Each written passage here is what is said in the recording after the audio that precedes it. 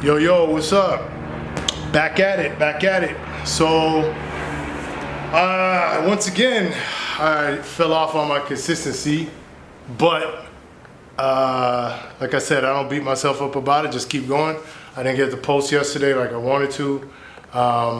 They just kind of got away from me, so I didn't get to do it. But this time, there's an improvement in my consistency. So the first time, by the third episode, I was already off. I think it was the second or third, I was off. This time, I got through 4, 5, 6, and 7, and 8. So that's 5 before I went awry this time. So I'm building up my consistency. I'm actually proud of that. So yeah, as far as the money goes, check it out. That transmission that I built, I had it up for $1,300, and when dudes try to offer me less, I would just take it. Well, check this out.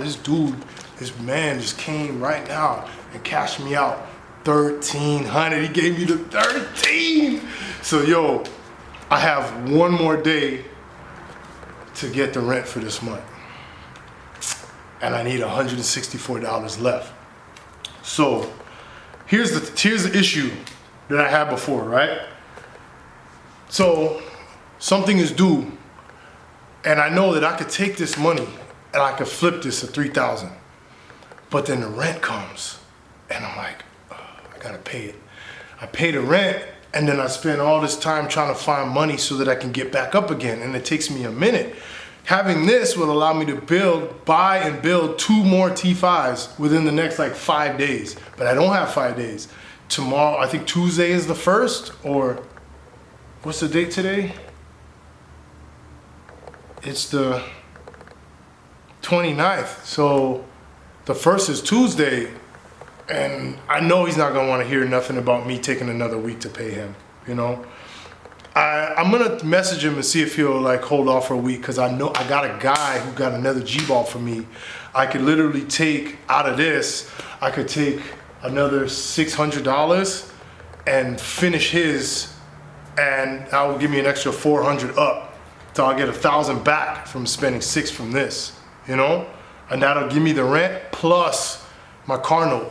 So I'm just kind of like trying to hustle that up. So this is just the money part of being a better man. That's one part. So the second part of building myself up as a man is looking back at the videos. These videos are really for me. Looking back at the videos and watching myself. And one thing I realized that I do, that I subconsciously, I didn't even realize I was doing it, is it's not good. Anytime I would say something to build myself up, I was tearing somebody else down. So what I mean by that is I was like, oh, I make sure that I go to the events, these bartending events, smelling good, whatever, and these other guys, they smell musty or whatever. To be honest, I didn't need to talk about them to prove my point. I didn't need to talk about them to prove my point. There was no need for me to degrade somebody to prove my point. And to me, that's kind of bitchy to me. Like, it's not, you know what I'm saying? Like, it's kind of like, oh, well, I got this and shit, you ain't got that, and it's just real bitchy to me. I don't like it. So I'm gonna stop doing that, okay? So I'm not doing that anymore. So anytime I talk about something that I like to do, that I think is proper, I'm not going to use it as a cross judgment to anybody else. Stop that immediately, because I don't want to be the judge of nobody at all. I have no interest in being nobody's judge. So, yo, the next thing is I did my 100 push-ups yesterday, so I'm gonna do my 150 today. I feel good about that, and I was so excited because I thought I was gonna do a video, and then I had to run out and do a bunch of stuff. Now, so that's the physical part that I'm excited about, and it made me feel like really awake and a lot better. I'm gonna start taking some supplements too, like some vitamin D, multivitamin as well. And then after I get through this whole rent debacle, then I'm gonna go ahead and sign up with that gym that I told you guys I was gonna join. But yeah, so yeah, I'm really excited about what's been happening. I had a pretty rough day a couple days ago, because here's the thing. When you sell stuff on Facebook Marketplace, a lot of times what happens is you got a lot of these flaky kind of dudes who'll say, yeah, like this one guy, he was the one yesterday that I was supposed to sell this trans to. This is a totally different dude that came and bought this, right? So I told him he'd come by Saturday, and he said, cool, I'll come by this weekend. And then Saturday comes, and I say to him, all right, what time do you think you're coming by? Nothing. So I was like, dude, come on, man. Like, I didn't spend the money. I got the trans ready, and you're now telling me you're not going to come. Like, you're messing me up. So basically what I did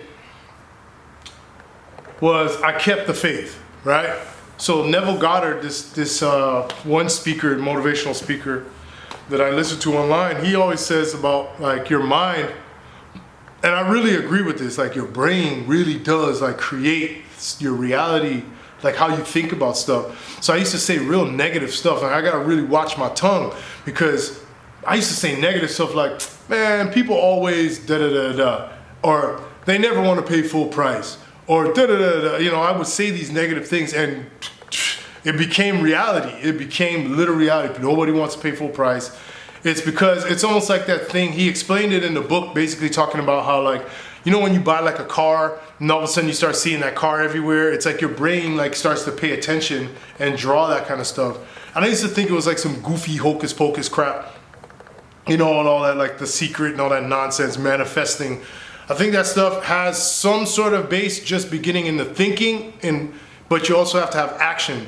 And if you look at it, that coming from the Bible, when it says faith without works is dead, basically what they're saying is, or what I think the Bible's trying to say is, you can believe, right, which is what I call, but manifesting, I think, is nonsense. You could believe, but you have to actually go do it. And then when you do it, then the things will manifest themselves from actually doing it. So I put myself out there and I got the sale, which I'm super happy about. Like, I really didn't think it was going to go down, but I got the sale. So now I'm $164 short of the goal, right? So I have a couple things around here. I have one guy who told me he was going to buy the other trans. Yeah. So when he comes, he said he'll give me $450 for that one. It's a trans that I just pulled. I didn't rebuild it or nothing. He's going to buy it as is. So once he grabs that, I'll have the rest of my money plus $200. It's not a lot.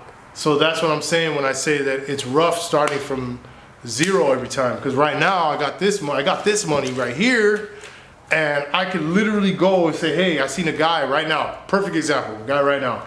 He's selling a transmission online for $700, right? He says it shifts good and everything, but it's notchy in third, which most likely means that the teeth are ate up a little bit. I could offer him $5, go get it right now. It's got a bell housing that comes with it. I got a client that wants a bell housing for $150, so that will bring it down to $350 I paid for it. Clean it all off, change a few components, maybe upgrade the synchros or something. If I'm in at $350 and I pay another $400 to get it right, I'm in at $700, and I now sell it for $1,300. And then I get $500 profit off of that too. But this money has to go to rent. So you see the problem? Rent is a problem. Like, even when you first starting out, guys, I promise you, man, if you can, stay in your car or something, man. Because the rent is the problem, man. Space in this city is so expensive. It's hard to get up. You gotta do 2 sales at once. You gotta do 3 sales at once. Now I gotta figure out a creative way of getting back in the game. So I've been selling motors, like consignment selling motors. So I've been taking pictures of motors at the junkyards and posting them online. So I'm hoping that doesn't take me putting up any money up front. So I'm hoping that starts working better for me, so that I don't have to put up so much money to get a $500 kickback. You know what I'm saying? So hopefully that works out. So that's my money scheme. Once I get up, when I mean get up, I mean get caught up on all my bills and everything is back where it's supposed to be. Then I'm gonna start looking into businesses, small businesses that I don't gotta babysit in order to make money.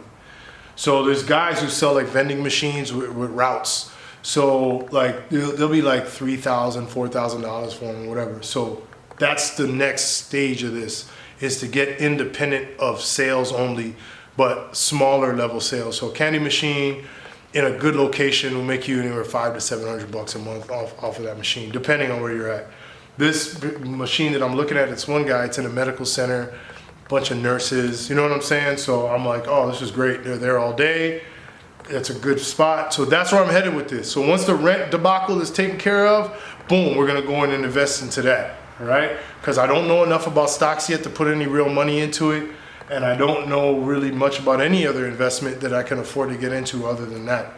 And I did have candy machines back in the day, and it worked well for me. So boom, that's what it is. So it's a good day. We made a sale. Let's keep this energy going. And thank you for kicking it with me, my boy. All right, peace.